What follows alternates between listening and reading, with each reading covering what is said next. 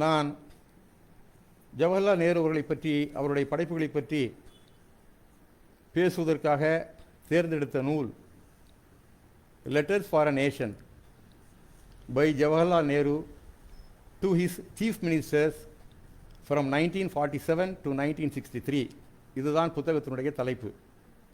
அதாவது ஜவஹர்லால் நேருவால் ஒரு தேசத்திற்கான கடிதங்கள் என்று அவருடைய முதலமைச்சர்களுக்கு 1947 ஆண்டிலிருந்து 1963 ஆண்டு வரை அவர் இறப்பதற்கு 5 மாதங்களுக்கு முன்பு வரை, அதாவது டிசம்பர் 17 வரை என்று நினைக்கிறேன், அதுவரை இந்த கடிதத்தை அவர் எழுதியிருக்கிறார். இந்த கடிதங்கள் இப்போது பேசப்படுகின்ற காரணம், இந்த கடிதங்களை பற்றி ஒரு தொகுப்பு நூல் வந்து அதை பற்றி இன்று பேசுவதற்கான அவசியம் என்ன என்று பார்த்தால், இந்தியாவில் நிகழ்கின்ற அரசியல் நிகழ்வுகள், இந்தியாவில் நடக்கின்ற பதட்டமான சூழ்நிலைகள், அரசியல் அரங்கிலும் பொருளாதார அரங்கிலும் கலாச்சார அரங்கிலும் தொடுக்கப்பட்டிருக்கின்ற தாக்குதல்கள் அதிகமாகின்ற நேரத்தில் நமது கவலையும் அதிகமாகின்றது. இந்த நேரத்தில் இந்த நூல் மிகச்சிறந்த கருவியாக, உதவி செய்யக்கூடிய கருவியாக நமக்கு இருக்கும் என்று நான் நிச்சயமாக நம்புகிறேன். இந்த நூல் மாதவ் கோஸ்லா என்பவரால் தொகுக்கப்பட்டிருக்கிறது. இந்த நூலை பற்றிய பின்னணியை சிறிது விளக்கலாம் என்று நான் கருதுகிறேன். ஜவஹர்லால் நேரு அவர்கள் பிரதமராக பதவியேற்ற பிறகு உடனேயே அக்டோபர் மாதத்திலிருந்து துவங்கி தொடர்ந்து தன்னுடைய முதலமைச்சர்களுக்கு கடிதம் எழுதக்கூடிய ஒரு பழக்கத்தை அவர் ஏற்படுத்தினார். இந்த கடிதம் ஒவ்வொரு 15 ஆண்டுகளுக்கு ஒவ்வொரு 15 நாட்களுக்கும், அதாவது ஃபோர்ட்நைட் லெட்டர்ஸ், ஒவ்வொரு 15 நாட்களுக்கு ஒரு முறை நான் இந்த கடிதத்தை எழுதப் போகிறேன், தொடர்ந்து நான் இதை எழுதுவேன் என்று அவர் முதலமைச்சர்களுக்கு சொல்கிறார். இந்த தலைப்பு அவர் இட்ட தலைப்பு அல்ல, அவர் எழுதிய கடிதங்களின் தொகுப்பு தனியாக இருக்கிறது. அது 5 தொகுதிகளாக கிட்டத்தட்ட 16 ஆண்டுகளில் அவர் விடாப்பிடியாக எந்த நெருக்கடி காலம் வந்தாலும், எவ்வளவு சிக்கல் வந்தாலும், மன அமைதியை குலைக்கக்கூடிய சூழ்நிலைகள் ஏற்பட்டாலும் அவைகளை புறக்கணித்து உறுதியாக நின்று இந்த கடிதங்களை தொடர்ந்து அவர் எழுதியிருக்கிறார் என்பது அவர் எளிதான காரியம் அல்ல. இது மகத்தான மனிதர்கள் மட்டுமே சாதிக்கக்கூடிய ஒன்று. கடிதம் எழுதுவது அல்லது கடிதம் எழுதுகின்ற முறை என்பதே ஏறத்தாழ அருகி போய் கொண்டிருக்கிறது. கடிதம் எழுதுவது என்று ஒன்று நடைமுறையில் இருந்ததா என்று எதிர்கால தலைமுறையினர் கேட்கக்கூடிய ஆபத்தும் வினோதமும் வேகமாக நிகழ்ந்து கொண்டிருக்கின்றன. அப்போது 16 ஆண்டுகள் விடாப்பிடியாக ஒரு கடிதம் எழுதுகின்ற பழக்கத்தை வைத்து அந்த கடிதத்திலே பொழுதுபோக்கான சம்பவங்களை சொல்லாமல் மிகவும் பயனுள்ள விஷயங்கள், இந்திய நாடு கட்டி எழுப்பப்பட வேண்டிய அவசியத்தை உணர்த்தக்கூடிய வகையிலே பல்வேறு தலைப்புகளிலே அவர் தனது பங்கை செலுத்தியிருக்கிறார் இந்த கடிதங்கள் மூலமாக. இது இலக்கிய தரம் வாய்ந்ததாக இருக்கிறது என்பதுதான் பாராட்டப்பட வேண்டிய விஷயம். ஜவஹர்லால் நேருவை பொறுத்தவரையிலே உங்களுக்கு நன்றாக தெரியும், அவர் எழுதிய 3 பெரும் அற்புதமான நூல்கள், discovery of India, glimpses of world history and autobiography. இந்த 3 நூல்களுமே உலகத்தில் எல்லோராலும் போற்றப்பட்டு படிக்கப்படுகின்ற, ஆய்வுக்கு உட்படுகின்ற, பல்வேறு விவாதங்களை ஊட்டக்கூடிய வகையில் பல்வேறு கருத்துக்களை சொன்ன நூல்கள் இந்த 3 நூல்கள். ஆனால் இந்த கடிதங்களுக்கும் இதற்கும் என்ன வேறுபாடு என்று சொன்னால், இந்த 3 நூல்களுமே ஜவஹர்லால் நேரு அவர்கள் விடுதலைக்கு முன்பாக எழுதிய நூல்கள். இன்னொரு முக்கியமான செய்தி.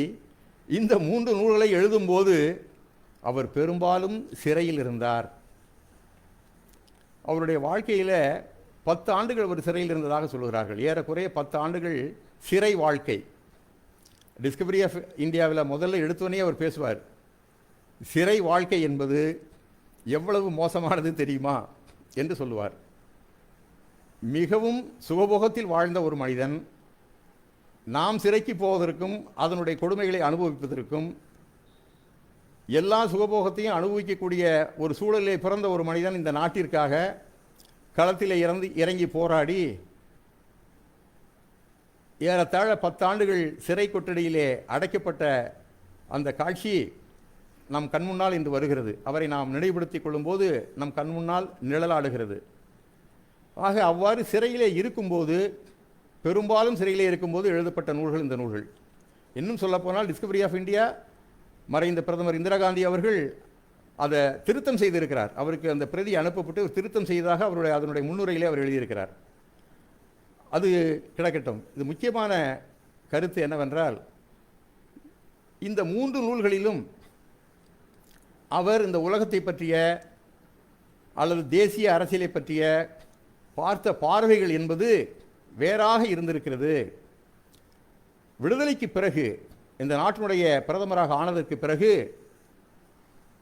அவர் எதிர்கொண்ட சவால்கள், எதிர்கொண்ட பிரச்சனைகள் எல்லாம் சேர்ந்து புதிய சிந்தனையை அவருக்கு உருவாக்குகின்றன. அவர் ஒரு புது மனிதனாக மாறுகிறார். விடுதலைக்கு முன்பு பார்த்த பார்வை, விடுதலைக்கு முன்பு அவர் பேசிய பேச்செல்லாம் இந்த நாடு பொருளாதார துறையில் மிகப்பெரிய முன்னேற்றத்தை அடைய வேண்டும் என்பதுதான் அவர் குறிக்கோளாக வைத்து பேசியது. ஆனால் விடுதலைக்கு பிறகு அவர் இந்த நாட்டினுடைய பிரதம அமைச்சராக மிகப்பெரிய பொறுப்பை சுமக்க வேண்டிய கட்டம் அவருக்கு வந்தது. அப்பொழுதுதான் இந்த கடிதத்தை எழுத வேண்டிய அவசியம் அவருக்கு ஏற்படுகிறது. முற்றிலும் புதிய சூழ்நிலை, முற்றிலும் புதிய பார்வை. அரசியல் அமைப்பு என்பதை பொறுத்தவரையில் இந்தியா உருவாகவே இல்லை என்றுதான் சொல்ல வேண்டும். அதுபோன்ற நேரத்தில் அவர் எழுதிய கடிதங்கள் இலக்கிய செறிவோடு வந்திருக்கிறது என்பது எனது கருத்து. உங்களுக்கு நன்றாக தெரியும், கடித இலக்கியம் அப்படிங்கிறது இலக்கியத்தில் ஒரு வகை. அதை தமிழை பொறுத்தவரையில், தமிழ் மொழியை பொறுத்தவரையில் முனைவர் மரியாதைக்குரிய மூவா அவர்கள் தொடங்கி தமிழகத்தினுடைய முன்னாள் முதல்வர் அண்ணா அவர்கள் தொடங்கி பிறகு கலைஞர் என்று பலர் அந்த கடிதம் எழுதுகின்ற முறையை இலக்கிய செறிவோடு செய்திருக்கிறார்கள். தமிழ் மொழியில் நிறைய அந்த நூல்கள் வந்திருக்கிறது. ஆங்கிலத்தில் பார்த்திங்கன்னா ஜவஹர்லால் நேரு அவர்களை விட மிகச் சிறப்பாக இந்த காரியத்தை செய்தவர்கள் எனக்கு தெரிந்து இந்தியாவில் யாரும் இல்லை என்று தான் கருதுகிறேன். காரணம் என்னன்னு பார்த்தீங்கன்னா, கடிதம் எழுதுவதை ஒரு கலையாக கொண்டவர் அவர்.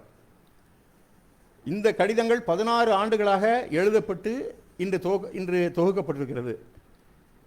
இது 5 பெரும் தொகுதிகளாக கடிதங்களுடைய முழு வடிவமும் எடுக்கப்பட முடியாமல், ஒரு கடிதம் என்று வந்தால் அது நீண்ட கடிதமாக இருக்கும் என்றால் அதனுடைய சாரத்தை மாத்திரம் எடுத்துக்கொண்டு ஒரு பகுதியை எடுத்து சில பகுதிகளை விடக்கூடிய அளவிற்கு அப்படி தொகுத்தே இது 5 பெரும் தொகுதிகளாக வந்தது. இந்த தொகுதிகளை தொகுக்க வேண்டிய பொறுப்பை நமது மத்திய அமைச்சரவையில் அமைச்சரவை செயலராக பெரும் பொறுப்புகளில் இருந்த மரியாதைக்குரிய காலஞ்சென்ற ஜி பார்த்தசாரதி அவர்கள் அந்த பொறுப்பை எடுத்து ஜவஹர்லால் நேரு நினைவு நிதியம், ஜவஹர்லால் நேரு மெமோரியல் ஃபண்ட், அதன் மூலமாக நிதி உதவி அளிக்கப்பட்டு இது 5 பெரும் தொகுதிகளாக வந்தது. அந்த 5 பெரும் தொகுதிகளில் சில முக்கியமான பகுதிகளை, இன்று இந்திய அரசியலுக்கு பொருத்தப்பாடான பல சம்பவங்களை சொல்லக்கூடிய விஷயங்களை உள்ளடக்கிய கடிதங்கள் தான் இதில் தொகுக்கப்பட்டிருக்கிறது. அப்போ 16 வருடத்தில் அவர் எழுதின கடிதம் பார்த்தீங்கன்னா கிட்டத்தட்ட 400 கடிதங்களுக்கு மேல் என்று சொல்கிறார்கள். அப்போ அதிலிருந்து இதில் எடுக்கப்பட்டிருக்க கடிதங்கள் அவ்வளவு கிடையாது இந்த நூலில். இந்த நூலில் குறைவாகத்தான் வந்திருக்கிறது. ஆனால் பேசப்படுகின்ற இந்த கடிதங்களில் பேசப்படுகின்ற விஷயங்கள் சாரம் மிகுந்தவை, இந்த காலத்திற்கு மிக பொருத்தமானவை என்று நான் இங்கே சொல்ல விழுகிறேன். ஜவஹர்லால் நேருக்கு இருக்கக்கூடிய இன்னொரு சிறப்பு என்ன தெரியுமா? இது 16 ஆண்டுகள் இந்த கடிதம் எழுதினார். இந்த கடிதங்கள் தொடர்ந்து 16 ஆண்டுகள். இதற்கு முதலமைச்சர்கள் எப்படி ரியாக்ட் பண்ணாங்க? அப்போ மாகாண முதலமைச்சர்கள் 1956க்கு பிறகு மொழிவாரி ராஜ்யங்கள், மொழிவாரி மாகாணங்கள், மாநிலங்கள் என்று அமைக்கப்பட்டதற்கு பிறகு மாநில முதல்வர்கள் எல்லாம் தேர்தலில் தேர்ந்தெடுக்கப்பட்டு மாநில முதல்வர்கள் வந்தது. அதற்கு பிறகு அவர்கள் மாநில முதல்வர்களாக வருகிறார்கள். அதற்கு முன்னால் மாகாண முதல்வர்கள் அவர்கள் தான் அவர் முதலமைச்சர் என்று, பிரைம் மினிஸ்டர் என்றும் சொல்வார்கள், முதலமைச்சர் என்றும் சொல்வார்கள். அவர்களுக்கு இந்த கடிதம் எழுதுகிறார். ஆனால் தன் மகள் நேருவுக்கு, நேரு பிறந்த 5 ஆண்டுகளுக்கு பிறகு, 5 ஆண்டுகளிலேயே அவர் மகளுக்கு கடிதம் எழுத துவங்குகிறார். கிட்டத்தட்ட 1922 துவங்கி 42 ஆண்டுகள், 1964 வரை தன் மகளுக்கு கடிதம் எழுதியிருக்கிறார். அப்போ அந்த கடித தொகுப்பு எவ்வளவு பெரிதாக இருக்கும், அதில் எவ்வளவு விஷயங்கள் இருக்கும் என்று நீங்கள் கற்பனை செய்து பார்த்து கொள்ள வேண்டும். அப்போ கடிதம் எழுதுவதை ஒரு கலையாக, ஒரு பயனுள்ள ஊடகமாக, செய்திகளை பகிரக்கூடிய ஒரு அருமையான கருவியாக அவர் பயன்படுத்தினார் என்று நாம் கொள்ள வேண்டும். அந்த அடிப்படையில் மாதவ் கோஸ்லா அவர்கள் ஒரு முக்கியமானவர், நிறைய நூல்களை எழுதியவர், ஒரு பெரிய தேர்ந்த படிப்பாளி. அவர் சட்டத்தில் இந்தியன் லா ஸ்கூல் பெங்களூரிலே அவர் படித்து சட்டத்திலே தேர்வு பெற்று பிறகு ஏல் பல்கலைக்கழகத்தில் மேல் படிப்பிற்காக போய் அதை முடித்து பிறகு ஹார்வர்டு பல்கலைக்கழகத்தில் முனைவர் பட்டம் பெறுகிறார். அவ்வாறு முனைவர் பட்டம் பெற்றவர் அங்கே ஒரு சிறப்பு பரிசாக அவர் எழுதிய ஒரு தீசிஸ், டிசர்டேஷன் என்று சொல்கிறார்கள், அதை தீசிஸ் என்றும் சொல்வார்கள். அந்த thesis promotion of world peace, உலக அமைதியை உயர்த்துவது, உலக அமைதியை முன்னேற்றுவது எப்படி என்பது பற்றி அவர் அளித்த ஒரு ஆய்வு அறிக்கை என்பது மிகச்சிறந்த ஆய்வறிக்கையாக தேர்ந்தெடுக்கப்பட்டு பரிசு பெற்றது என்று சொல்லப்படுகிறது அவரை பற்றி. அவர் எழுதிய நூல்கள் எல்லாம் நிறைய நூல்கள் கான்ஸ்டியூஷன் சம்பந்தப்பட்டவை, அரசமைப்பு சட்டம் சம்பந்தப்பட்டவை. இந்தியன் கான்ஸ்டியூஷன் என்ற ஒரு புத்தகம் எழுதியிருக்கிறார். அப்புறம் ஆக்ஸ்போர்ட் பல்கலைக்கழகம் வெளியிட்ட ஒரு கையேடு, ஹேண்ட்புக், அந்த ஹேண்ட்புக்கு அது இந்தியன் கான்ஸ்டியூஷனை பற்றியது, இந்திய அரசமைப்பு சட்டத்தை பற்றியது. அந்த நூலை அவர் எழுதியிருக்கிறார். அது மாதிரி பார்த்திங்கன்னா அவரை பற்றி நாம் தேடுவோம் என்று கூகுளில் போய் தேடணும்னா நிறைய புத்தகங்கள் அவர் எழுதியிருக்கிறாரு. மிகப்பெரிய அறிஞர் என்பது நமக்கு புலனாகிறது. அவர் தேர்ந்தெடுத்த கடிதங்கள் இந்த கடிதங்கள். அது மாத்திரமல்ல, in consultation with Ramachandra Guha, Ramachandra குஹாவை அவரை கேட்டு, கருத்தை கேட்டு, அவரிடம் முறையாக பேசி, இடையில் ஏற்பட்ட சிக்கல்களை எல்லாம் அவர் போக்கக்கூடிய வகையில் அவருடைய வழிகாட்டுதலோடு இது எழுதப்பட்டதாக அவர் சொல்லுகிறார். ஆக இந்த நூலின் சிறப்பு, நூலின் பின்னணி, நூலாசிரியர் பின்னணி இதுதான். இந்த தலைப்பு லெட்டர்ஸ் ஃபார் அ நேஷன் என்ற தலைப்பு ஆசிரியரால் தேர்ந்தெடுக்கப்பட்டிருக்கிறது. அதற்கு ஒரு காரணம் இருக்கிறது. லெட்டர்ஸ் டு சீஃப் மினிஸ்டர் என்று சொல்லியிருக்கலாம், ஆனால் லெட்டர்ஸ் ஃபார் அ நேஷன் என்று சொல்லி வரும்போது இந்த கடிதங்களை எழுத துவங்கிய காலத்தில் இந்தியா விடுதலை பெற்றாலும் சுதந்திர இந்தியாவாக மாறினாலும் அது ஒரு தேசமாக உருப்பெறவில்லை, அது ஒரு தேசமாக உண்டாக்கப்படவில்லை, அது கட்டி எழுப்பப்பட வேண்டிய அவசியம் இருந்தது. நேஷன் இன் த மேக்கிங் என்று சொல்கிறார்களே, அந்த பெரும் பொறுப்பை ஜவஹர்லால் நேரு அவர்கள் எடுத்து செய்ய வேண்டிய அவசியம் ஏற்பட்டது. ஆகவேதான் ஒரு நேஷன் என்று வரும்போது, ஒரு தேசம் என்று வரும்போது, தேசத்திற்கான தகுதிகள், தேசத்திற்கான பண்புகள் இந்த சுதந்திர இந்தியாவிற்கு இருக்கிறதா? அவ்வாறு இல்லை என்று சொன்னால் அந்த இலக்கணங்களை கொண்ட ஒரு நாடாக இந்த நாடு மாற்றப்பட வேண்டும். அப்பொழுதுதான் இந்தியா என்ற பெயர் முழுமையடையும், சுதந்திர இந்தியா ஒரு தேசமாக முழுமையடையும். பல்வேறு மொழிகளை பேசக்கூடிய, பல்வேறு கலாச்சாரங்களை கொண்ட, பல பாரம்பரியங்களை, வேறுபட்ட பாரம்பரியங்களை கொண்ட கோடிக்கணக்கான மக்கள் வாழ்கின்ற இந்த பகுதி, இந்த நிலத்துண்டு என்பது ஒரு தேசமாக உருவெடுக்க வேண்டும் என்று சொன்னால் அதற்கு அது எளிதான காரியம் அல்ல. காரணம், ஒரே மொழி அல்ல, ஒரே கலாச்சாரம் அல்ல, நிலம் மாத்திரம்தான் ஒன்றாக இருந்ததை தவிர மற்ற எதுவும் ஒன்றாக இல்லை என்பதுதான் மிகவும் கடினமான ஒரு காரியம், மிகப்பெரிய சவாலாக அமைந்தது. ஆகவேதான் ஒரு நேஷன், ஒரு தேசமாக உருப்பட வேண்டும் என்று சொன்னால், ஒரு தேசமாக மாற வேண்டும் என்று சொன்னால் அதற்கான தகுதிகள் என்னென்ன என்பது பற்றி விவாதிக்கக்கூடிய நிறைய விஷயங்கள் இவருடைய கடிதங்களிலே காணப்படுகின்றன. எனவேதான் இந்த ஆசிரியர், தொகுப்பாசிரியர் மிகச் சரியாக இந்த புத்தகத்திற்கு லெட்டர்ஸ் ஃபார் அ நேஷன் என்று பெயரிட்டிருக்கிறார் என்று நான் கருதுகிறேன். அருமை தோழர்களே, நான் இப்பொழுதுதான் குறிப்பிட்டேன், இந்தியா விடுதலை பெற்ற போது சுதந்திர இந்தியா வந்துவிட்டது. ஆனால் நான் முழுமைப்படுத்த வேண்டும் என்று சொன்னேன். எவ்வளவு மிகப்பெரிய சவால் பண்டித ஜவஹர்லால் நேரு உள்ளிட்ட அவருடைய அமைச்சர்களுக்கும் இந்த நாட்டு தலைவர்களுக்கும் இருந்தது என்று நீங்கள் எண்ணி பார்க்க வேண்டும். 565 சமஸ்தானங்கள், பிரின்ஸ்லி ஸ்டேட்ஸ், 565 சமஸ்தானங்கள் இந்த நாட்டில் அப்போது இருந்தது. விடுதலை பெற்ற 1947 ஆகஸ்ட் 15க்கு பிறகு உள்ள நிலையை சொல்கிறேன். இந்த 525 சமஸ்தானங்களில் இதை ஒன்று சேர்க்க வேண்டும். பட்டேலுடைய, வல்லபாய் பட்டேலுடைய மிகப்பெரிய பங்கு என்று சொல்கிறார்களே, தனிப்பட்ட முறையிலே அவருக்கு அந்த பங்கு இருக்கிறது இல்லை என்று சொல்ல முடியாது. ஆனால் நேருவின் ஆளுமை இல்லாமல் சர்வதேச ஆளுமை நேருக்கு உண்டு. ஜவஹர்லால் நேருவை தவிர இந்தியாவிற்கு அந்த நேரத்தில் சர்வதேச ஆளுமையை உடைய ஒரு தலைவர் காந்திக்கு பிறகு யாரும் கிடையாது. எனவே தான் அவர் பிரதம அமைச்சர் என்ற பொறுப்பை எடுத்துக்கொண்டதோடு வெளியுறவுத்துறை அமைச்சர் என்ற பொறுப்பையும் எடுத்துக்கொண்டார்.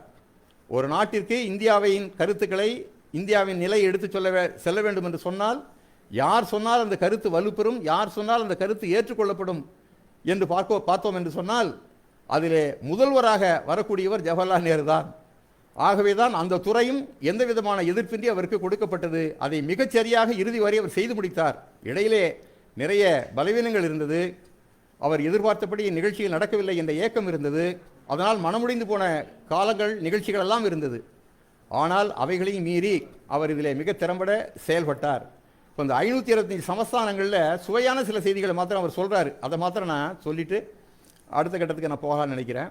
இந்த 525 சமஸ்தானங்களில் பல்வேறு இந்த சமஸ்தானங்கள் இணைப்பு என்பது பல்வேறு அனுபவங்கள், பல்வேறு விதமான பின்னணிகளில் இந்தியாவுடன் சேர்க்கப்பட்டது. நீங்கள் என்ன புரிஞ்சுக்கணும்னு சொன்னால், இந்தியாவில் அன்னைக்கு 30 கோடி ஜனத்தொகை என்று நாம் சொல்லுகிறோம். மக்கள் தொகை 30 கோடி இருந்தது என்று சொல்லுகிறோம். பாரதி பாட்டு அதில் அப்படித்தான் வருகிறது. 30 கோடி ஜனங்களின் சங்கம் முழுமைக்கும் பொது உடைமை என்று பாரதி பாடுகிறான்.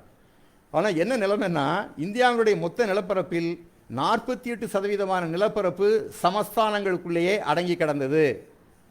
இந்த 48% நிலப்பரப்பில் 28% மக்கள், மொத்த மக்கள் தொகையில் 28% மக்கள் அதிலே வாழ்ந்தார்கள் என்று ஒரு புள்ளி விவரம் சொல்லுகிறது.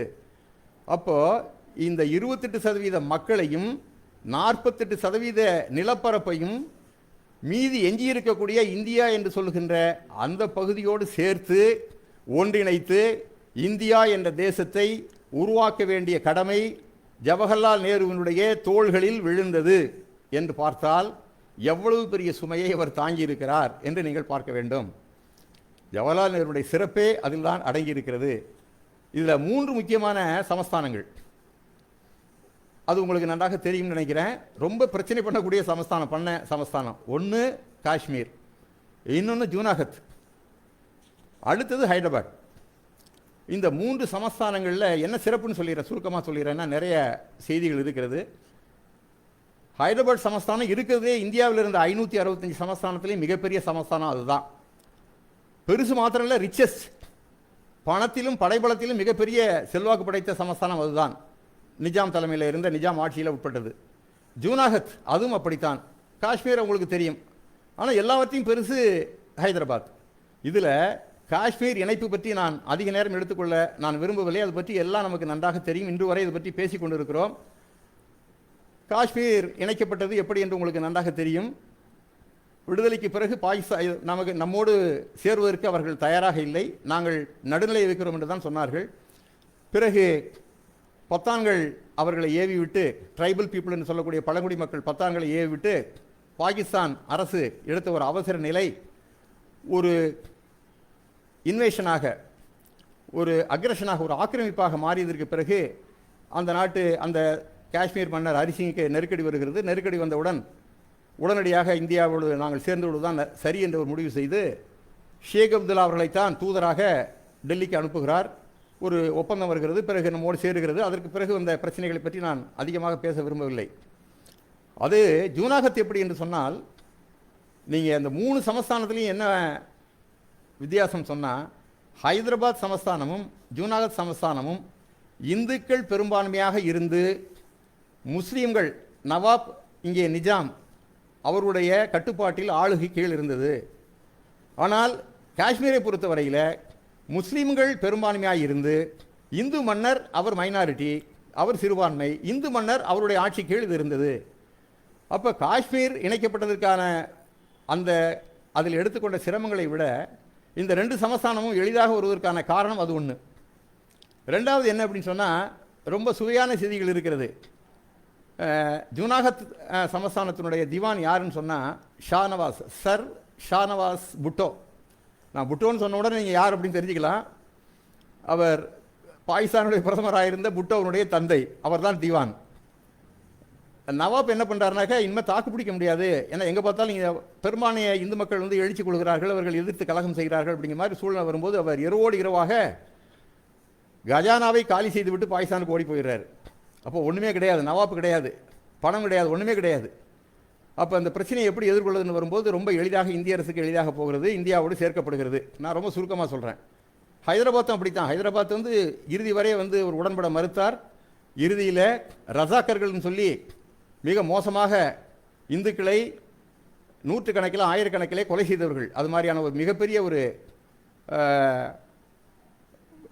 கொலை நிகழ்ச்சி தாக்குதல் அங்கே நடைபெற்றது. அதற்கு எதிராக கம்யூனிஸ்ட் இயக்கத்தினர், பொது உடைமை இயக்கத்தினர் மிக கடுமையாக ரவிநாராயண் ரெட்டி, தோழர் ரவிநாராயண் ரெட்டி, தோழர் ராஜேஸ்வரா போன்ற தோழர்களுடைய தலைமையில் ஆயுத புரட்சி, அவர்கள் தனியாக ஆயுதம் தாங்கி நவாப்பை எதிர்த்து மிகப்பெரிய கலகத்தை அவர்கள் விளைவித்தார்கள். அந்த நேரத்தில் ஒரு குறிப்பிட்ட கட்டத்துக்கு மேலே இந்தியா தன்னுடைய படையை அனுப்பி தன்னுடைய கட்டுப்பாட்டில் கொண்டு வர வேண்டிய அவசியம் வந்து அவ்வாறு செய்தது. இது ஹைதராபாத்.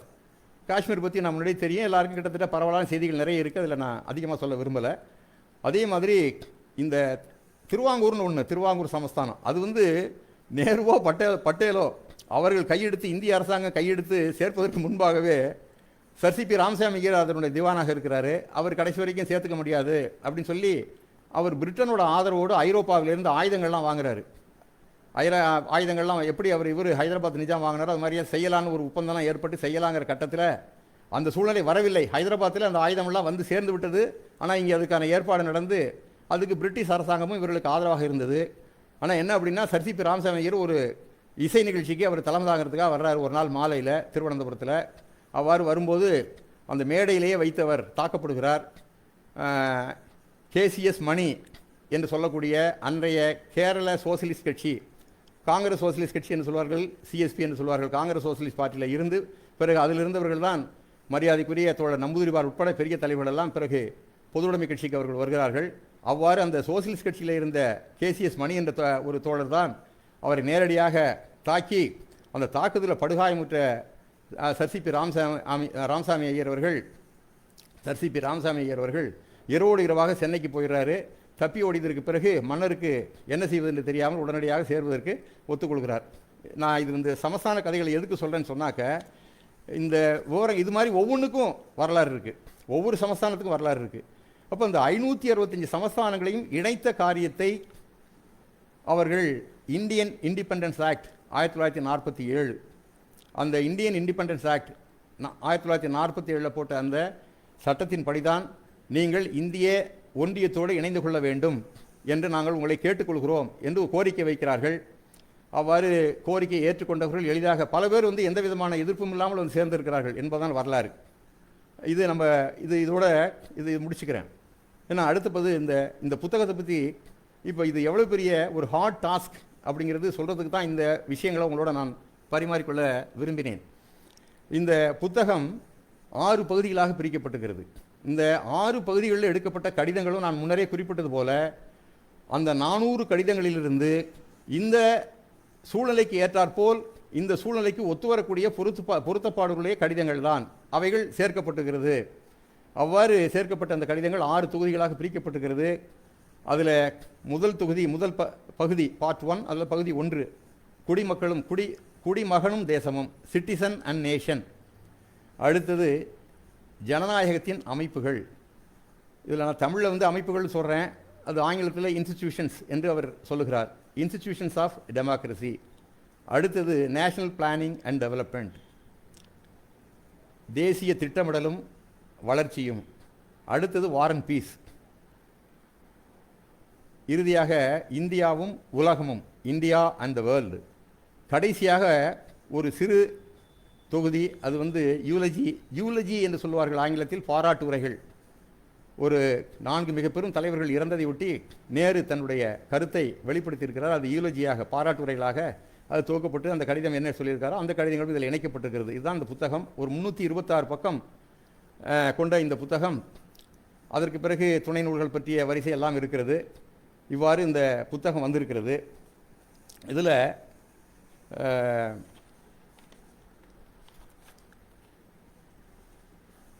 இந்த புத்தகத்தை அறிமுகப்படுத்தும் போது இந்த புத்தகத்தினுடைய 6 தொகுதிகளையும்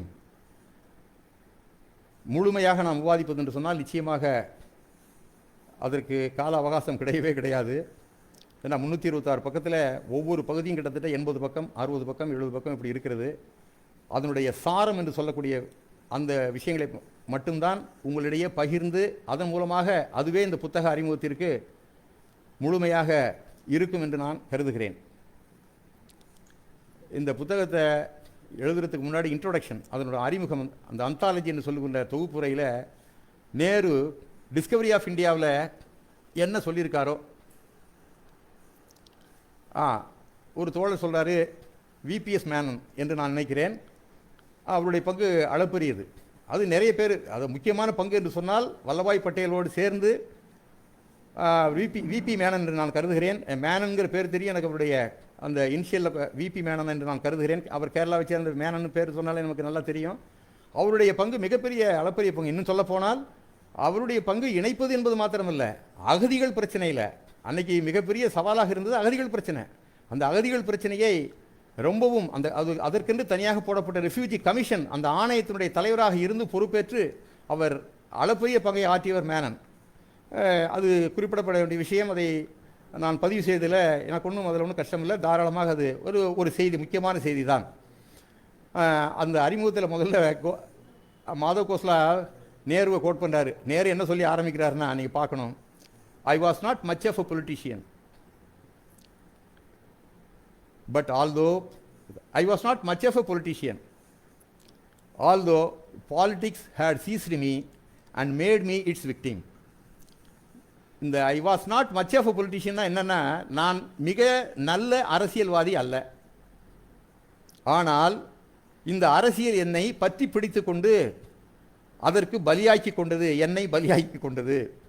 த politics ceased me and made me it's victim என்று சொல்லுகிறார். இது டிஸ்கவரி ஆஃப் இந்தியாவில் சொன்னதை கோட் பண்ணி இவர் எழுதுகிறார். இப்படித்தான் அவருடைய அரசியல் ஆரம்பித்திருக்கிறது. இன்னும் சொல்லப்போனால் நேருவினுடைய வாழ்க்கை என்று நாம் படிக்க வேண்டும் என்று சொன்னால், நேருவின் வாழ்க்கை, அவருடைய லைஃப் கேரியர் என்று சொன்னாலே அது அவருடைய பொலிட்டிக்கல் கேரியர் தான் என்பது இந்த கடிதங்கள் மூலமாக நன்றாக வெளிப்படும் என்பதை நீங்கள் படிப்பவர்கள் நிச்சயமாக அறிந்து கொள்ளலாம். நீங்கள் பார்த்தீங்கன்னாக்க இந்த கடிதம் முழுவதும் அப்படித்தான் சொல்கிறது. இரண்டாவது இன்னொரு விஷயம், தான் செய்கின்ற எந்த காரியத்தையும் நன்றாக புரிந்து கொள்ளுங்கள். நான் இந்த விஷயங்கள் சொல்லும்போது கொஞ்சம் வேகமாக சொல்ல வேண்டியிருக்கு. இந்த விஷயங்கள் ஒவ்வொன்றும் சொல்லும்போதும் இன்னைக்கு இருக்கக்கூடிய அரசியல் சூழலோடு இதை பொருத்தி பார்க்க வேண்டிய அந்த கட்டம் நான் உங்களுக்கே விட்டு விடுகிறேன். அதை போய் விளக்கி சொல்கிறதுக்கு விரும்பலை. அப்போ அவர் சொல்கிறாரு, அவருடைய லைஃப் நான் முன்னாடி சொன்னது மாதிரி பொலிட்டிக்கல் கேரியர் தான், அவருடைய அரசியல் வாழ்க்கை தான் அவருடைய சொந்த வாழ்க்கை.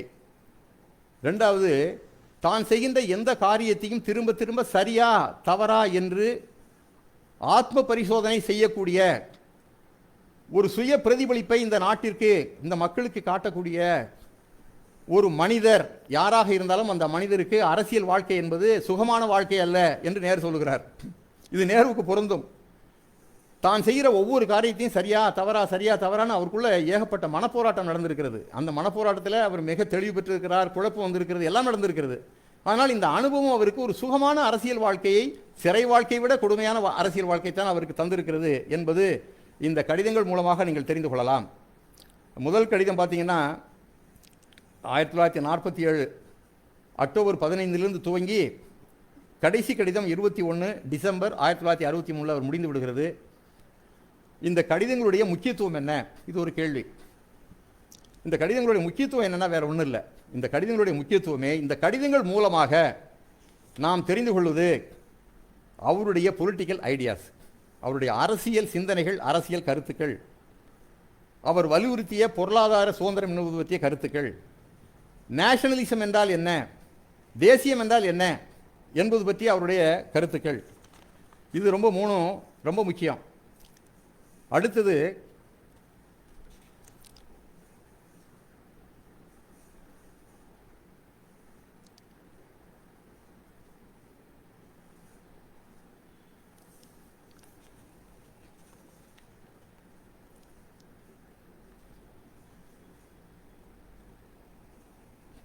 சுதந்திரம் பெறுவதற்கு முன்பாக அரசியல் சுதந்திரம் மற்றும் பொருளாதார சுதந்திரம் பற்றிய அவரது பார்வை, இந்த நாடு விடுதலை பெறுவதற்கு முன்பாக அரசியல் மற்றும் பொருளாதார சுதந்திரம் பற்றிய அவருடைய பார்வை வேறாக இருந்திருக்கிறது.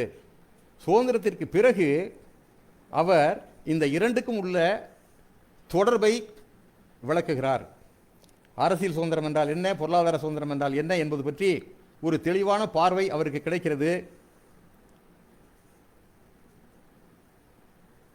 சோசலிசத்தின்பால் அவருக்கு ஈடுபாடு இருக்கிறது. இது நிறைய இது பற்றிய தகவல் நமக்கு நன்றாக தெரியும். அவர் ஒரு சோசியலிஸ்ட் என்றே எல்லோரும் சொல்லுவார்கள். ஆனால் சோசியலிசவாதியாக சோசியலிச கருத்துக்கள் மீது அவருக்கு இருந்த அந்த அளவிற்கான ஈர்ப்பு என்பது கம்யூனிசத்தின் மீதும் இருந்தது. ஆனால் கம்யூனிசத்தினுடைய அரசியல் அமைப்பு நடைமுறை என்பது நேருவுக்கு ஒத்துவராதாக இருந்தது. இந்த கடிதங்களில் பல இடங்களில் அதை குறிப்பிடுறார். உதாரணமாக மார்க்ஸை பொறுத்தவரையில் அவர் சொல்கிறார், மார்க்ஸ் அவர் ஆய்வு செய்த பல செய்திகள் சரியென்று நிரூபிக்கப்பட்டிருக்கிறது. அதை போலவே அவர் ஆய்வு செய்த பல விவரங்கள் தவறென்று நிரூபிக்கப்பட்டிருக்கிறது. நான் ரொம்ப கொஞ்சம் வேகமாக தொட்டு போகலான்னு நினைக்கிறேன். அதுதான் அப்படி தான் சொல்லி இதை முடிக்க முடியும். அப்போ அவரை பற்றிய வரையறுப்பு என்னென்னா, அவர் மிகப்பெரிய சிந்தனையாளர், ஒரு மிகப்பெரிய மாற்றத்தை உலகத்தில் ஏற்படுத்திய புரட்சி கருத்துக்கு சொந்தக்காரர் என்பதில் நேருக்கு எல்லளவும் எந்த விதமான சந்தேகம் கிடையாது. ஆனால் என்ன சொல்கிறாருன்னா, அவரும் அவர் செய்தது எல்லாமே ஏற்றுக்கொள்ள வேண்டிய அவசியம் இல்லை. அவர் சொல்கிறாரு, நான் ஒரு ரிஜிட் டாக்மா என்று சொல்லக்கூடிய ஒரு வரட்டுத்தனமான தத்துவத்தை இதுதான் சிறந்த தத்துவம் என்று ரிவீல்டு ஸ்கிரிப்சர்ஸ் என்று ஒரு வரி வருகிறது, என்று வார்த்தை வருகிறது. சொல்லப்பட்ட ஸ்கிரிப்சர்ஸ் ஏதோ வேதங்களில் மற்றதெல்லாம் புராணங்களில் எழுதப்பட்டிருக்கு பாருங்க, இது வேதங்களில் வருகிறது, ஆகவே இது புனிதமானது என்று சொல்லக்கூடிய வகையிலே நான் எடுத்துக்கொள்ள வேண்டிய அவசியம் எனக்கு இல்லை. அதுபோன்ற ஒரு ரிஜிட் டாக்மாவை நான் வெறுக்கிறேன் என்று நேரு சொல்கிறார். ரொம்ப ஆச்சரியமாக இருக்கும். அது மாத்திரம் இல்லை, இந்த கடிதங்களோட இன்னொரு முக்கியம், இந்த நூலோட இன்னொரு முக்கியம் என்னன்னு சொன்னால், அவரை பற்றிய நான் முன்னரே சொன்னேன், 3 முக்கியமான விஷயங்கள் இந்த கடிதங்கள் மூலமாக வெளிப்படுகிறது. ஒன்று, அவருடைய ஆழ்ந்த அரசியல் சிந்தனை, டீப் பொலிட்டிக்கல் தாட். ரெண்டாவது, ஹிஸ்டாரிக்கல் ரெக்கார்டு, வரலாற்று பூர்வமாக பல்வேறு செய்திகள் சுவையோடு இதில் இணைக்கப்பட்டிருக்கிறது. மூணாவது, த தீம்ஸ், அவர் எடுத்துக்கொண்ட தலைப்பு, அவர் பேசிய பேச்சு, எந்த பிரச்சனையின் அடிப்படையில் பேசினாரோ அந்த பேச்சுக்கெல்லாம் இன்றைக்கும் தர்ம சங்கடத்தை உண்டு பண்ணக்கூடிய சூழலை உள்ளவையாக, முரண்பாடுகளை சந்திக்கக்கூடிய தலைப்புகளாக இன்றும் இருக்கிறது. The themes confront dilemmas as present contemporary world, இன்றைய சமகாலத்திய உலகத்தில் முரண்பாடுகளை சந்திக்கக்கூடிய பல தலைப்புகளை கொண்டவையாக திகழ்கின்றன. இதை நீங்கள் அந்த நூலை படிக்கும்போது தெரிஞ்சுக்கலாம். அதே போலவே வெஸ்டர்ன் திங்கிங், மேற்குலக சிந்தனையை விட இந்த நாடு சுதந்திரம் பெற்ற பிறகு அவர் கொண்டு வந்ததில் மிகப்பெரிய முக்கியமான முடிவுகள். உங்கள் அரசமைப்பு சட்டசபையில் அவருடைய பங்கு என்பது அளப்பரியது. அது மிகப்பெரிய நூல். அது பற்றி பல செய்திகளோடு நான் சேகரித்துட்டு இருக்கேன், ஒரு நூலாக வர வேண்டும் என்று விளைகிறேன். அதில் நேருவினுடைய பங்கு அளப்பரியது. அப்படி இருக்கும்போது அவர் இந்தியா சுதந்திரம் அடைந்ததுக்கு பிறகு முதல்ல கொண்டு வந்த எகெயின்ஸ்ட் வெஸ்டர்ன் திங்கிங், மேற்குலக சிந்தனையிலிருந்து முற்றும் மாறுபட்ட வகையில் கொண்டு வந்தது என்ன அப்படின்னு சொன்னாக்க, adoption of democracy and universal suffrage. 18 வயது நிரம்பிய அனைவருக்கும் வாக்குரிமை, அது ஆண்களுக்கு மட்டும், பெண்களுக்கு மட்டும், பணக்காரர்களுக்கு மட்டும், சொத்துள்ளவர்களுக்கு மட்டும், எல்லாம் உடைக்கப்பட்டு 18 வயது நிரம்பியவர்களாக இருந்தால் அவர்களுக்கு வாக்குரிமை உண்டு, எல்லோருக்கும் ஜனநாயக உரிமை உண்டு என்பதை கொண்டு வந்தக்கூடிய அந்த அது வந்து மிகப்பெரிய சவாலாக மேற்கத்திய உலகில் பார்க்கப்பட்டது. இது எப்படி இவ்வளவு பெரிய நாட்டில், கல்வியறிவு இல்லாத நாட்டில், மொழியால், இனத்தால், மொழியால், ஜாதியால் பிரிந்து கிடக்கின்ற ஒரு மக்களை கொண்ட ஒரு நாட்டில் இது எப்படி வெற்றிகரமாக அவர்கள் செய்ய முடியும் என்ற எதிர்பார்ப்பு அவர்களுக்கு நிறைய இருந்தது. அது ஒரு சவாலாக அமைந்தது. அது மிக வெற்றிகரமாக செய்யப்பட்டது என்பது அனுபவம். நான் அதோடு அதை நிறுத்திக் கொள்கிறேன். அதே போலவே அவர் சொல்றாரு, before India is to be governed, the citizens would have to be constituted. It is a major challenge. India என்பது ஆளப்படுவது என்பதற்கு முன்பாக, நான் பிரதம அமைச்சர், இந்த இந்தியாவை கட்டி ஆளுகிறேன் என்ற பெருமையெல்லாம் ஒன்றும் கிடையாது. இந்த இந்தியாவுக்கு என்னை விட்டால் வேறு யாருமே இல்லை என்றெல்லாம் அவர் இந்த கடிதங்கள் பூராவும் நீங்கள் பார்த்தீங்கன்னா அவருடைய அடக்க உணர்வும், அவர் வெளிப்படுத்துகின்ற முறையில், கருத்துக்களை வெளிப்படுத்துகின்ற முறையில் அவருக்கு இருக்கக்கூடிய அந்த தன்னடக்கம் என்பது, அவருடைய அந்த முதிர்ச்சி என்பது நீங்கள் இன்னைக்கு நிறைய பேரோட ஒத்து பார்க்கலாம். ஒரு இடத்தில் கூட யாரையும் அவர் கிண்டல் செய்து பேசவில்லை, மனம் கோணுமாறு பேசவில்லை. ஒரு துரோகத்திற்கு நமது நாட்டிற்கு துரோகத்தை செய்து என்று சொல்லக்கூடிய சீனாவை கூட, அந்த சீன படையெடுப்புக்கு பிறகு கூட அவர் நேசிப்பதற்கான அணுகுமுறைத்தான் மேற்கொண்டாரே ஒழிய அதை வெறுப்பதற்கான சூழ்நிலை எடுக்கவில்லை. அப்படி பார்த்தீங்கன்னா அவர் சொல்கிறாரு, before India is to be governed, India ஆளப்படுவது என்பதற்கு முன்பாக India, the citizens of India, இந்த நாட்டினுடைய குடிமக்கள் அவர்கள் முறையாக குடிமக்களாக ஆக்கப்பட வேண்டும் என்று சொல்கிறார். இதற்கு தடையாக இருப்பது எவை என்றால், நான் முன்னரே குறிப்பிட்டது போல மதமும் மொழியும் ஜாதியும் என்றும் சொல்கிறார். அவர் பதவியேற்றுக் கொண்ட உடனேயே அவருக்கு காத்திருந்த சவால் பார்ட்டிஷன், இந்த நாடு பிரிவினை, தேச பிரிவினையை அவர் எதிர்கொள்ள வேண்டிய அவசியம் இருந்தது. நீங்கள் தேச பிரிவினை சொல்ல வரும்போது ரொம்ப வருத்தப்பட்டு சொல்ல வேண்டிய அவசியம் இருக்கிறது. அவரே சொல்லுகிறார், நேரடியாக சொல்லுகிறார், பிரிவினை வந்ததற்கு பிறகு இந்த நாட்டினுடைய சுதந்திரத்திற்கு தொடர்ந்து ஆபத்து இருந்து வந்தது. பிரிவினைக்கு பிறகும், இந்தியாவாக பிரிந்ததற்கு பிறகும், பிரிவினைக்கு பிறகு நடந்த படுகொலைகளுக்கு பிறகும், அதற்கு பிறகும் இந்திய சுதந்திரத்திற்கு விடுதலைக்கு ஆபத்து இருந்தது, வெளிநாட்டு சக்திகளாலும் உள்நாட்டு சக்திகளாலும். உள்நாட்டு சக்திகள் என்று சொல்லும்போது அவர் வெளிப்படையாக சொல்லுகிறார், பாசிசத்தின் ஐரோப்பிய நாட்டின் சிந்தனையாக இருந்து இறக்குமதி செய்யப்பட்ட பாசிசத்தின் இந்திய வடிவமாக வந்த ராஷ்டிரிய சுயம் சேவக் சங் போன்ற அமைப்புகள் வகுப்புவாத கலவரத்தை கிளப்பிவிட வகையில் பல காரியங்களை செய்கிறார்கள். அவர்கள் மேல் எனக்கு அவர்கள் எழுதுவது நடந்து கொள்வது என்பதை பார்த்தால் ரெண்டு வெவ்வேறாக இருக்கிறது. அவர்கள் பேசுவது ஒன்றாக இருக்கிறது, இதெல்லாம் இந்த கடிதத்தில் இருக்குங்க. அவர்கள் பேசுவது ஒன்றாக இருக்கிறது, செய்வது ஒன்றாக இருக்கிறது. என்னிடம் பேசும்போது நாங்கள் இப்படித்தான் இருக்கிறோம், சட்டத்திற்குள் செயல்படுகிறோம், இந்திய அரசியல் அமைப்பு சட்டத்தை ஏற்றுக்கொள்கிறோம் என்றெல்லாம் சொல்கிறார்கள். அவர்கள் நடைமுறை முற்றிலும் மாறாக, இதற்கு முன்னுக்கு பின் முரணாக இருக்கிறது. அது மாத்திரமல்ல, கல்வி அறியா மக்கள் அவர்கள் மத்தியில் பெரும் செல்வாக்கு இவர்கள் ஏற்படுத்தி வைத்திருக்கிறார்கள். அப்போ சொல்கிறாரு, இவர்கள் என்ன பேசுகிறார்கள், எப்படி கவர்கிறார்கள் என்றெல்லாம் அது எனக்கு it is amazing to me, அது எனக்கு வியப்பை தரக்கூடிய வகையில் ஒன்றாக இருக்கிறது. எப்படி கவர்கிறார்கள், நிறைய இளைஞர்கள் ஒரு பக்கம் போகிறார்கள். இது ஏன் என்று எனக்கு தெரியவில்லை, இதை எப்படி மாற்றுவது என்பதற்கான காரணத்தை நாம் ஆய்வு செய்ய வேண்டும் என்று அப்படி சொல்லிட்டு வர்றாரு. அதே நேரத்தில் ஒரு பக்கத்தில் வலதுசாரி பிற்போக்குத்தனமும் அவர் சந்திக்க வேண்டிய அவசியம், இன்னொரு பக்கத்தில் இடதுசாரி ஐதீவிரவாதம். அப்போ 1948 நேர்ந்த அரசியல் நிலைமைகள்லாம் உங்களுக்கு நன்றாக தெரியும். அப்போ இந்தியாவில் இருக்கக்கூடிய பொதுவுடைமை இயக்கம் என்பது இந்த அரசாங்கத்தை தூக்கி எறிய வேண்டும் என்று சொல்லி, நான் அதை பற்றி ரொம்ப நீண்ட விளக்கம் கொடுக்கறதுக்கு நேரம் இல்லை. அப்போ அது மாதிரி அவங்க முடிவெடுத்து ஒரு ஆயுத புரட்சி என்று அவருக்கு தயார் செய்து, அந்த ஆயுத புரட்சிக்கு தயார் என்று வரும்போது இந்திய அரசாங்கத்தை தூக்கி எறிவதற்கு எல்லா விதமான நடைமுறையும் பின்பற்றப்பட வேண்டும் என்று சொல்லி வரும்போது அது ஒரு மிக பெரும் சிக்கலாக நீடிக்கிறது. அப்போ ஆர்எஸ்எஸ் பற்றி நேரு அவர்கள் சொல்லும்போது என்ன சொல்கிறாருன்னா, அவர்களுக்கு சுதந்திரமாக ஒரு அமைப்பாக இருந்து செயல்படுவதற்கு எல்லா உரிமையும் இருக்கிறது, நாம் அதற்கான பாதுகாப்பை கொடுக்க வேண்டும். ஆனால் இந்த தேசத்தினுடைய விடுதலைக்கும் இந்த தேசத்தினுடைய ஒற்றுமைக்கும் மக்கள் மத்தியிலே மதவாத வெறியை தூண்டி மக்களை சிறுபான்மையினருக்கு எதிராக பெரும்பான்மையை திரட்டுகின்ற வேலை அவர்கள் செய்தால் அதை நாம் பொறுத்து கொண்டிருக்க முடியாது. கம்யூனிஸ்டுகளை பொறுத்தவரையில் அவர்களும் வன்முறையில் ஈடுபடுகிறார்கள், பல இடங்களில் அடக்குமுறைகள் அவர்கள் மீது ஏவப்படுகிறது என்றெல்லாம் சொல்லிட்டு சொல்றாரு. ஆனாலும் அவர்கள் மீது வன்முறை சில இடங்களிலே சில தோழர்கள், சில கட்சியில் இருக்கின்ற சில பேர், அந்த இயக்கத்தை சார்ந்தவர்கள் செய்தாலும் அவர்கள் மீது கடுமையான நடவடிக்கை எடுத்தவுடன் எடுக்கக்கூடாது.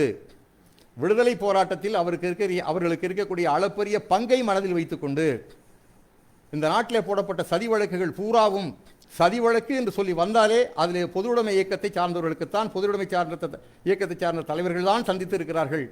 அது கான்பூர் சதி வழக்காக இருந்தாலும் சரி, மீரட் சதி வழக்காக இருந்தாலும் சரி, பெஷாவர் சதி வழக்காக இருந்தாலும் சரி, தமிழகத்தில் நெல்லை சதி வழக்காக இருந்தாலும் சரி, யாராக இருந்தாலும் சதி வழக்கு கான்ஸ்பிரசி என்று சொல்லி வந்தால் அதிலே ஈடுபடுத்தப்பட்டவர்கள், அதனால் தண்டனைக்கு ஆளானவர்கள் கம்யூனிஸ்டுகள் தான் என்பதில் நேருவுக்கு அழுத்த திருத்தமான நம்பிக்கை மாத்திரம் கிடையாது. அவர்களுக்கு ஆதரவாக சிறையிலிருந்து வெளியே கொண்டு வருவதற்கான அந்த விடுதலை செய்ய வேண்டும், தண்டனையிலிருந்து அவர்களை விலக்கு பெற வைக்க வேண்டும் என்ற அடிப்படையில் அவர்களுக்காக சட்ட புத்தகத்தை கையில் எடுத்து பிரிட்டிஷ் அரசாங்கத்துக்கு எதிராக வழக்கு மன்றத்திலே அவரை சார்ந்த தோழர்கள் அவரும் உள்பட எல்லோரும் போராடினார்கள் என்பது ஒரு நிகழ்ச்சி, வரலாற்று செய்தி.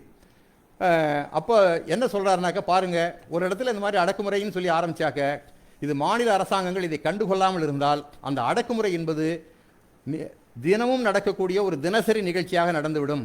எந்த அளவுக்கு இது அதிகமாக போயிருக்கிறது என்றால், கேரளாவில் ஒரு வயதான ஒரு முக்கியமான பொதுவுடைமை இயக்கத்தை சார்ந்த ஒரு மூத்த தோழர் உடல்நிலை மிக மோசமாக பாதிக்கப்பட்டு எழுந்து நடக்க முடியாமல் வீட்டில் கிடந்த ஒருவரை கைது செய்து சிறையில் அடைத்த கொடுமை எனக்கு செய்தி வந்திருக்கிறது இப்படி சொல்றாரு. இந்த மாதிரியான அடக்குமுறை என்பது ஒரு ஜனநாயகத்திற்கு மிகவும் ஆபத்தானது என்று ஆரம்பத்தில் இருந்தே அந்த ட்ரையல் சிறையில் அடைக்கிறது, டிடென்ஷன் வித்தவுட் ட்ரையல் நேரு பேசியிருக்கிறார். எந்த விசாரணையும் இல்லாமல் சிறையில் அடைப்பது, அவர்கள் மீது பொய் வழக்கு போடுவது, அவர்கள் மீது அடக்குமுறைகளை ஏவுவது, இதெல்லாம் ஜனநாயக நாட்டில் நடக்கக்கூடிய காரியங்கள் அல்ல. இதற்கு நாம் ஒத்துழைக்கக்கூடாது. முதலமைச்சர்களை பார்த்து அவர் கேட்டுக்கொள்கிறார், உங்களுடைய கவனத்திற்கு இதுபோல ஏதாவது செய்தி வந்தால் அதை உடனே தடுத்தாக வேண்டும். அது மாத்திரமல்ல, போலீஸ் அட்ராசிட்டிஸ் என்று சொல்லக்கூடிய காவல்துறையினுடைய அடக்குமுறையை எங்காவது நடந்து அதனுடைய பாதிப்புக்கு ஆளாகி இருந்தால் அதை ஒட்டி துறை வாரியான நடவடிக்கை என்பது கூடாது, டிபார்ட்மெண்ட் என்கொயரி என்று கண்துடைப்பு கூடாது. நேரடியாக நீங்கள் தலையிட்டு உங்கள் கண்காணிப்பில் அந்த விசாரணை நடைபெற்று குற்றம் செய்தவர்கள் தண்டனைக்கு ஆளாக வேண்டும். அதை பெற்றுத்தர வேண்டிய பொறுப்பு உங்களுக்கு இருக்கிறது. இது ஜனநாயகத்தில் மிகப்பெரிய பங்கு என்று அவர் சொல்கிறார். அதே மாதிரி இந்த அவர் கவலைப்பட்டது எது அப்படின்னு சொன்னாக்க, தேர்தல் வந்ததற்கு பிறகு, தேர்தல் வருகிறது, முதல் தேர்தல் 1952 வருது. தேர்தல் வந்ததுக்கு பிறகு அவர் சொல்கிறாரு, நான் நினைத்தது போல பாராளுமன்றத்தில் பெண்களின் பங்கு போதுமானதாக இல்லை. கொஞ்சம் வேகமாக சொல்லிட்டு போக வேண்டிய அவசியம் இருக்குது. பெண்களின் பங்கு மிக குறைவாக இருக்கிறது. இன்னைக்கு வரைக்கும் அது பிரச்சனையாக இருக்குது. 33% இன்னைக்கும் கேள்வியாக இருக்கிறது. வேற ஒன்றுமே பண்ண முடியல. எல்லாரும் ஒத்துக்கொள்கிறார்கள். சட்டமாக ஆகும்போது மாத்திரம் ஏகப்பட்ட சிக்கல்கள் வருகிறது. அப்போது அதே போலவே அரசு வேலைகளில், இராணுவத்தில், இதை அடிக்கோடிட்டு சொல்ல விரும்புகிறேன், அரசு வேலைகளில் இராணுவத்தில் சிறுபான்மையினருடைய எண்ணிக்கை குறைவாக இருக்கிறது. அவர்கள் வேலைக்கு வருவதற்கான வாய்ப்பே இல்லாமல் இருக்கிறது. வேலை வாய்ப்பு என்பது அவர்களுக்கு இந்த துறைகளில், இராணுவமாக இருந்தாலும் சரி, அரசு துறைகளாக இருந்தாலும் சரி, அது மத்திய மாநில அரசுகள் யாராக இருந்தாலும் அவர்களுக்கு வாய்ப்பு தரப்படவில்லை என்பது உண்மையான சுதந்திரம் ஆகாது நேரு சொல்லியிருக்காரு. அதே மாதிரி கலாச்சார தன்வயமாதல் என்று இப்போ நினைக்கலாம் நிறைய பேர் பேசுகிறாங்க. அசிமிலேஷன், ஒரே நாடு, ஒரே கலாச்சாரம், ஒரே மொழி என்பதெல்லாம் ரொம்ப வேகமாக உரைக்கப்படுகின்ற அந்த காட்சி நாம் இன்னைக்கு பார்க்கிறோம். அவர் சொல்றாரு, அசிமிலேஷன், தன்வயமாதல், 2 கலாச்சாரம் அல்லது 3 கலாச்சாரம் அல்லது பல்வேறு கலாச்சாரம் உள்ள மக்கள் ஒருவரோடு ஒருவர் கலாச்சார வேறுபாடுகளை மறந்து பண்பாடுகள் பின்னணியோடு ஒருவரோடு ஒருவர் கலக்க வேண்டும் என்று சொன்னால் அது இயற்கையாக நடந்தேற வேண்டும். The assimilation should be natural. It must be natural. Individual culture of different regions should be retained. பல்வேறு மண்டலங்களில் இருக்கக்கூடிய, பல்வேறு பகுதிகளில் இருக்கக்கூடிய பல்வேறு விதமான கலாச்சாரங்கள் என்பது காப்பாற்றப்பட வேண்டும். அவ்வாறு காப்பாற்றப்பட்டால்தான் இந்த நாட்டு மக்கள் they feel at home என்று சொல்லுகிறார். இந்த தங்கள் வீட்டில் பாதுகாப்பாக இருப்பது போன்ற உணர்வு அவர்களுக்கு எப்போது வரும் என்று சொன்னால், தங்களுடைய அடையாளம் அழிக்கப்படாமல், தங்களுடைய கலாச்சாரம் அழிக்கப்படாமல், தங்களுடைய மொழிக்கு எந்த விதமான ஆபத்தும் வராமல், தங்களுடைய மொழியை முழுவதுமாக பேசி அதிலேயே தன் வாழ்க்கையில் முன்னேறக்கூடிய வாய்ப்பை பெறக்கூடிய ஒரு சூழ்நிலை இருந்தால் மட்டுமே அந்த மக்களுக்கு, அந்த தனி மனிதனுக்கு நாமும் ஒரு இந்தியன், இந்த நாட்டில் தான் இருக்கிறோம் என்ற உணர்வு வரும் என்று நேரு சொல்லுகிறார். அப்புறம் கம்யூனலிசம் என்று வரும்போது சொல்றாரு, எந்த கம்யூனலிசம் ஆபத்து? லெனின் நான் முன்னாடி சொன்னேன், ஒரு பக்கம் வலதுசாரி அந்த பிற்போக்கையும் அவர் சந்திக்க வேண்டிய அவசியம் இருந்தது. இன்னொரு பக்கம் இடதுசாரி ஐதீவிரவாதத்தையும் அவருடைய காலத்தை சந்திக்க வேண்டியிருந்தது. லெனினிடம் கேட்டார்கள் என்று ஒரு செய்தி சொல்வார்கள், இந்த வலதுசாரி பிற்போக்குத்தனம், இடதுசாரி ஐதீவிரவாதம், இதில் எது ஆபத்தானது என்று அவரிடம் கேட்டதாகவும் உடனே தோழர் லெனின் சொன்னார், இது ரெண்டையும் மறந்தால் அதுதான் ஆபத்து என்று தோழர் லெனின் சொன்னதாக குறிப்பிடுவார்கள். அது மாதிரி இந்த பிரச்சனையில் அவர் சொல்றார், அவர் இது ரெண்டையுமே தன்னுடைய வாழ்நாளில் பிரதமராக இருக்கும்போது பார்த்தவர். இன்னும் சொல்ல போனால், அண்ணல் காந்தி அவர்களுடைய படுகொலைக்கு பிறகு அவர் எழுதுகிறார், எங்களுக்கு ரொம்ப தெளிவாக சொல்றாரு, ஆர்எஸ்எஸ்னுடைய ஈடுபாடு, அதனுடைய பின்னணி இந்த கொலையில் இருந்திருக்கிறது என்பதற்கான பல செய்திகள் எனக்கு வந்து கொண்டிருக்கிறது. ரொம்ப கொடுமையான விஷயம் என்ன தெரியுமா? என்னிடம் அனுதாப செய்தியை பலர் சொல்லுகிறார்கள். ஏறத்தாழ 15,000 தொலைவரி செய்திகள் வந்திருக்கிறது. இவ்வாறெல்லாம் வந்ததெல்லாம் வேற விஷயம். அவெல்லாம் வந்திருக்கு. ஆனாலும் என்னிடம் அனுதாப செய்தி சொன்னவர்கள் யார் என்று பார்க்கிறேன். இந்த கொலையில் யார் தொடர்புடையவர்களோ அவர்களே அனுதாப செய்தியும் என்னிடம் நேரடியாக தெரிவிக்கிறார்கள். எல்லா விவரமும் வந்திருக்கிறது. ஆகவே ஒரு வழி இல்லை என்று சொல்லி ஆர்எஸ்எஸ், மரியாதைக்குரிய வல்லபாய் பட்டேல் அவர் உள்துறை அமைச்சராக இருந்து ஆர்எஸ்எஸ் இயக்கத்தின் மீது தடை செய்யப்பட்ட ஒரு காலம் என்று சொன்னால் இந்த காலம். அதில் கூட நேருவுக்கு விருப்பமில்லை, இருந்தாலும் வேறு வழியே இல்லை. ஏனென்றால் இதை ஒட்டி நிறைய கலகங்கள் எல்லா இடங்களும் நடக்கிறது அப்படின்னு சொல்லிட்டு போகிறாரு. அப்போ பார்த்தீங்கன்னா தொடர்ந்து பார்த்தீங்கன்னா சிறுபான்மையினருக்கு கொடுக்க வேண்டிய சுதந்திரம் பற்றி, சிறுபான்மையினருக்கு கிடைக்க வேண்டிய உரிமை பற்றி அவர் ரிசர்வேஷன் ஒரு கட்டத்தில் ஏற்றுக்கலை. நான் சொல்லப்போனால் இன்றைக்கி அதை கூட தவறாக திருச்சி சொல்லுவாங்க. நேரு அவர்கள், ஜவஹர்லால் நேரு அவர்கள் அவர் வந்து இப்போ ரிசர்வேஷனுக்கு எதிரானவர்னு சொல்லுவாங்க. இல்லை, அந்த கட்டத்தில் இருந்த சூழ்நிலை ஜாதி அடிப்படையில் தான் கொடுக்க வேண்டுமா? அவர்கள் இயற்கையாகவே கல்வி பெறுவதற்கான எல்லா வாய்ப்பையும் கொடுத்து எல்லா உதவிகளையும் அந்த பிற்பட்ட இனத்தவர்கள் என்று சொல்லுகின்ற, பிற்பட்ட ஜாதியினர் என்று சொல்லுகின்ற மக்களுக்கு எல்லா விதமான உதவிகளையும் செய்வதற்கான உறுதிப்பாட்டை இந்த அரசாங்கம் செய்தால் தன்னால் அவர்கள் முன்னேறுவார்கள். அது இல்லை என்று சொன்னால் அரசாங்க பொறுப்புகளில் நிர்வாகத்தை நடத்தும் போது அதனுடைய அந்த தரம் என்பது குறைந்துவிடும் என்று அவர் ஐயப்படுகிறார். அது பின்னாடி இந்த கருத்தை அவர் மாற்ற வேண்டிய அவசியம் அவருக்கு வருகிறது. மொழி பற்றிய பிரச்சனையும் அப்படி தான் வருது. ஆரம்பத்தில் இருந்த மொழி இந்தி மொழி, ஆட்சி மொழி அல்லது அதில் உருது கலந்து வர வேண்டும். மொழி பற்றிய நிறைய விவாதங்கள்லாம் வந்து அரசமைப்பு அந்த சட்டசபையில் நடந்திருக்கு. அதில் நேருவினுடைய பங்கு அளப்பரியது. அதே மாதிரி இன்னும் கொஞ்சம் வேகமாக சொல்லணும், முதல் சட்ட திருத்தம், அரசமைப்பு சட்டத்தில் முதல் சட்ட திருத்தம் எதில் வருது அப்படின்னு சொன்னாக்க லேண்ட் ரிஃபார்ம்ஸ், நிலச்சீர்திருத்தம் தான் வருது. நிலச்சீர்திருத்தத்தில் எடுத்தோன்னே அந்த சட்ட திருத்தம் வரலங்க. அரசமைப்பு சட்டசபையில் பொதுவாக அந்த விவாதத்தில் என்ன சொல்கிறாங்கன்னா, நிலச்சீர்திருத்தம் என்பது அவசியம் செய்ய வேண்டிய அவசியம் இருக்கிறது. நிலமற்ற ஏழைகள் நிறைய இருக்காங்க, அவர்களுக்கு வந்து உழுகிறார்கள், அதில் உழைக்கிறார்கள், அவர்களுக்கு எந்த விதமான பிரயோஜனமும் இல்லை என்று வரும்போது பொதுவாக ஒரு இன்ஸ்ட்ரக்ஷன் கொடுக்கப்படுகிறது, ஒரு அறிவுரை கொடுக்கப்படுகிறது. என்ன அப்படின்னு சொன்னால், எல்லா மாநிலங்களும் எல்லா மாகாணங்களும் அவர்களுடைய மாகாணங்களில் இருக்கக்கூடிய சூழ்நிலைக்கு தகுந்தாற் போல் முடிவெடுத்து கொண்டு இந்த சீர்திருத்தத்தை கொண்டு வரலாம்னு சொல்லி பொதுவாக சொல்லிடுறாங்க. இது சொன்ன உடனேயே உத்தரப்பிரதேசத்தில் முதல்ல லேண்ட் ரிஃபார்ம்ஸ் அங்கே தான் வருது. ஜமீன்தாரி ஒழிப்பு திட்டம் என்பது முதல்ல யூபியில் தான், உத்தரப்பிரதேசத்தில் தான் வருது. அதை தொடர்ந்து பீகாரில் வருது. ஆனால் இது வந்து நிலம் கையகப்படுத்தக்கூடிய ஒரு சூழ்நிலை வரும்போது பல்வேறு விதமான வழக்கு மன்றத்தில் வந்துடுது. நிறைய வழக்கு மன்றத்தில் வந்த வழக்குகள் வந்து அளவுங்கிறது ஒன்றும் சொல்ல முடியல.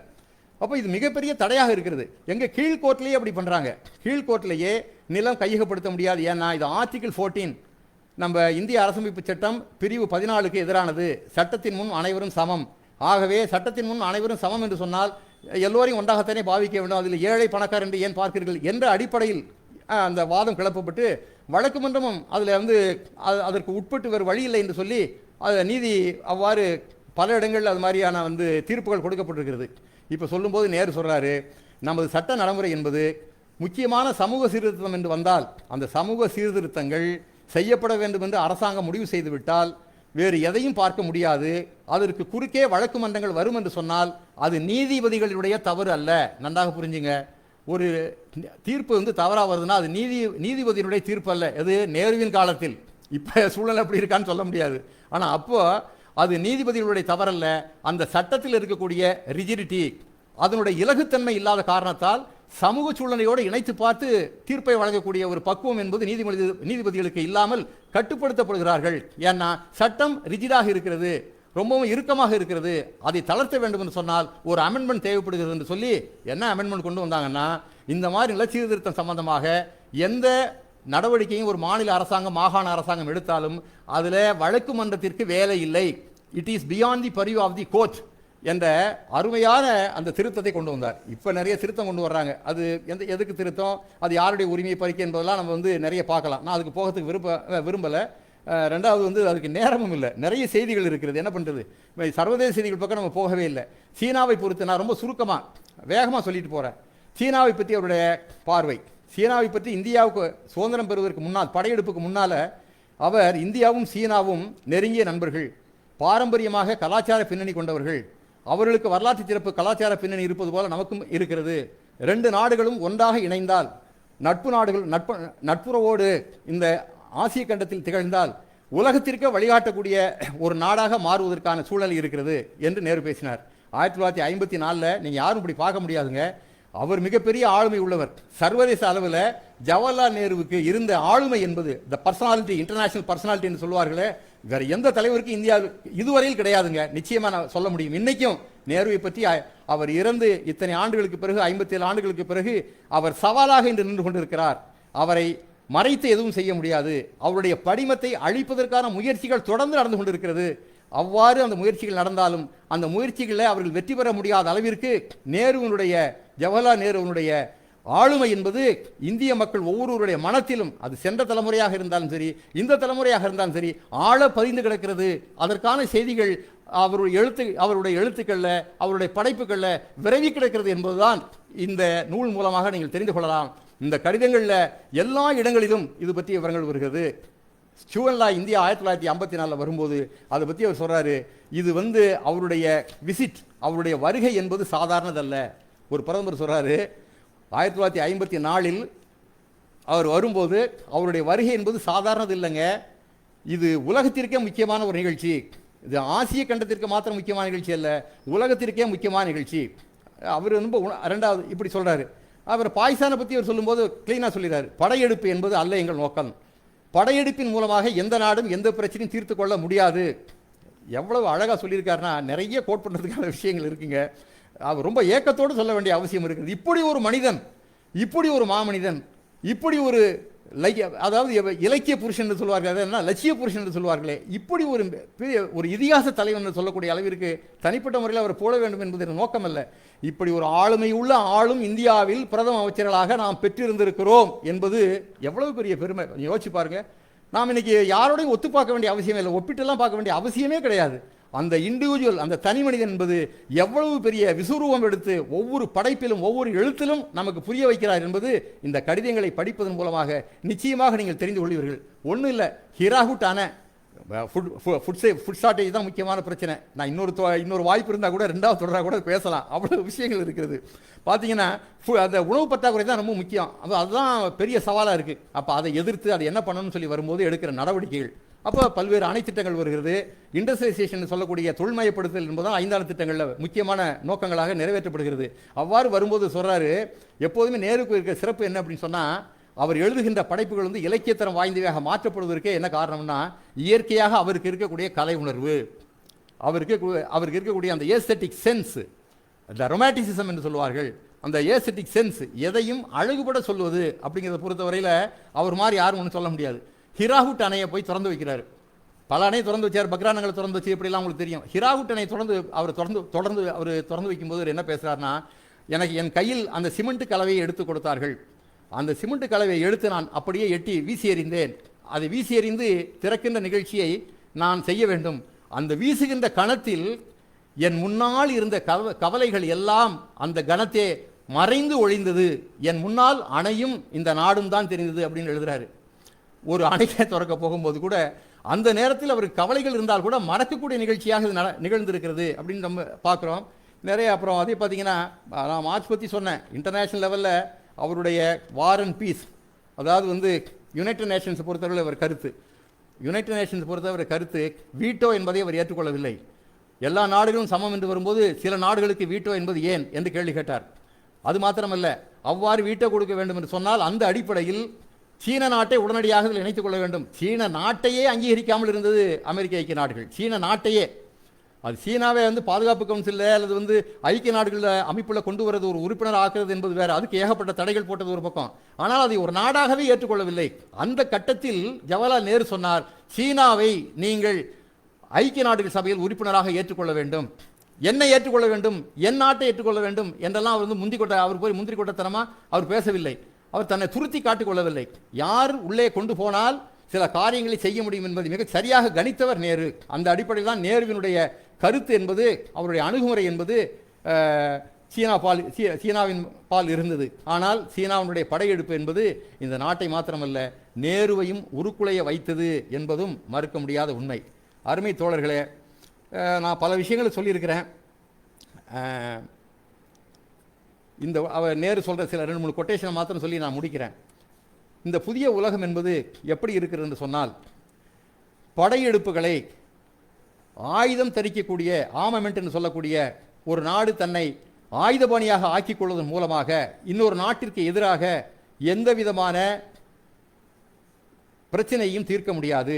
அதற்கு மாறாக படை குவிப்பின் மூலமாக, நல்லா புரிஞ்சுங்க, ரொம்ப பொருத்தமான செய்தி, படை குவிப்பின் மூலமாக மேலும் மேலும் ஆயுதங்களை வாங்கி குவித்து எல்லையிலே கொண்டு போய் நிறுத்தும் போது அதனால் ஏற்படக்கூடிய பயம் என்பது, பதட்டம் என்பது, 2 நாடுகள் சம்பந்தப்பட்டது என்று சொன்னால் அந்த 2 நாடுகள் மத்தியிலும் நம்பிக்கையின்மையையும் பதட்டத்தையும் அச்சத்தையும் தோற்றுவிக்கும்.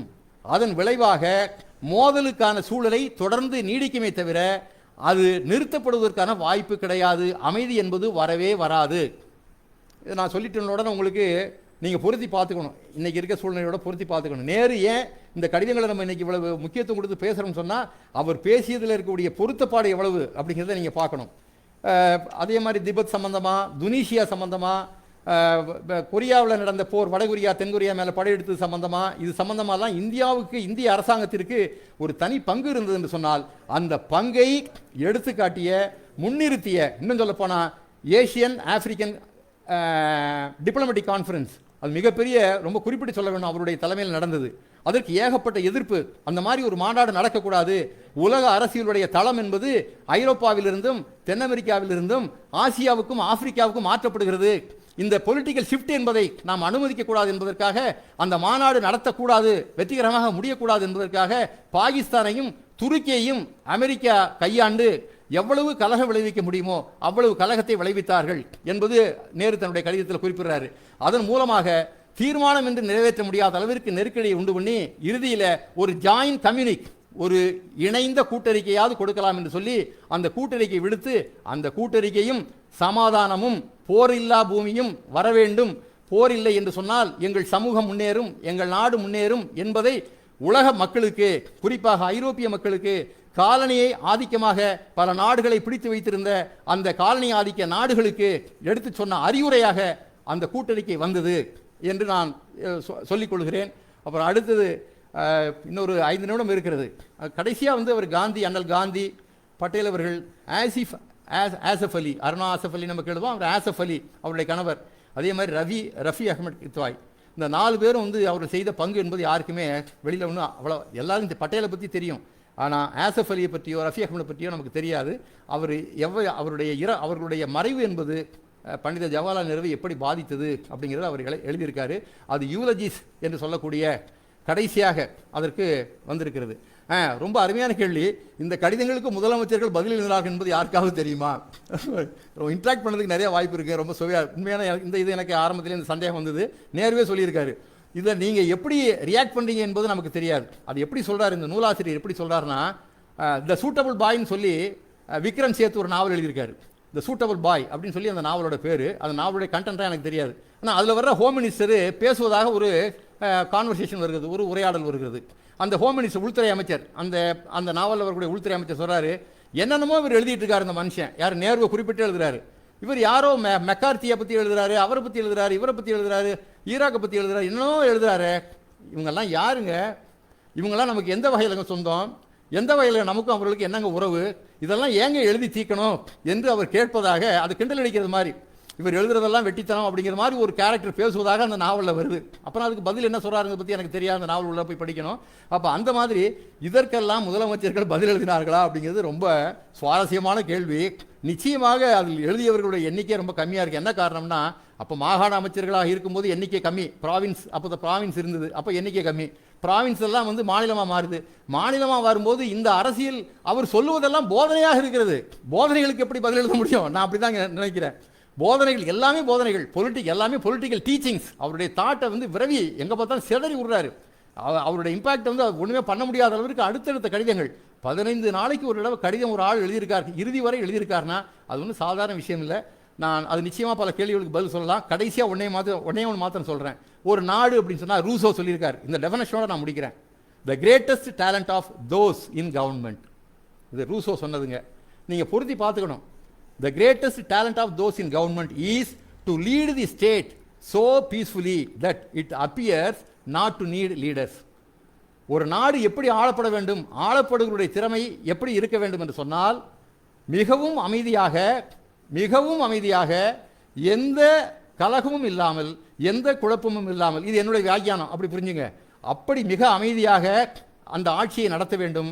எந்த அளவுக்கு அது அமைதியாக இருக்கணும்னா, இந்த நாட்டில் ஆளுவதற்கோ அல்லது இந்த நாடு தன்னுடைய நடைமுறைகளை செயல்படுத்துவதற்கோ அரசாங்கம் நடைபெறுவதற்கோ தலைவர்கள் தேவையில்லை என்று சொல்லக்கூடிய வகையில் யார் அந்த திறமையோடு ஆளுகிறார்களோ அவர்கள்தான் திறமை படைத்தவர்கள் என்று ரூசோ சொல்லுகிறார்.